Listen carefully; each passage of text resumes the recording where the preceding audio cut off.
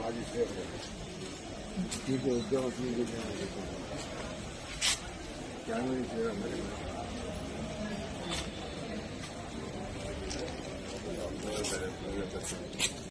ఏమైందో తెలుసు.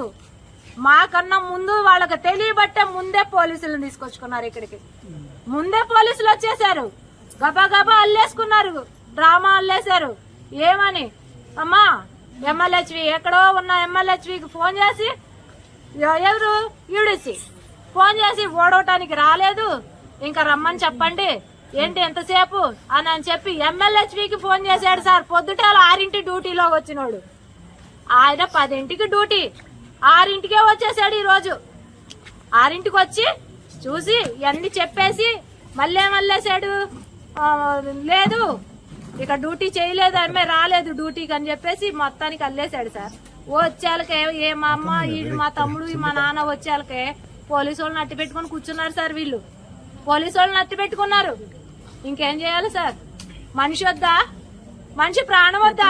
పొద్దున్న వెళ్ళిపోయారు సార్. పొద్దున్న నాకు 6:30 నుంచి మా అమ్మ ఫోన్ కలవలేదు. పొద్దున వరకు నైట్ అంతా డ్యూటీలోనే ఉంది సార్. నైట్ అంతా డ్యూటీలోనే ఉంది. పొద్దున్న 6కి వచ్చాడంట ఈడీసీ. 10 డ్యూటీ చేసేవాడు 6కే వచ్చేసాడు. 6కే డ్యూటీకి వచ్చి మరి ఏం మాట్లాడాడో మా స్టాఫ్ నర్సుని అడిగితే ఆమె చెప్పిన సమాధానం ఏం మాట్లాడుకున్నారో నాకు తెలీదు. నా దగ్గర కాల్ రికార్డు కూడా ఉంది.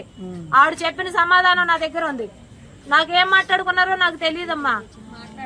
మాట్లాడుకున్నారు కానీ ఏం మాట్లాడుకున్నారో నాకు తెలియదు. మాట్లాడుకున్నారని చెప్తుంది. మాట్లాడారని చెప్తారు సార్.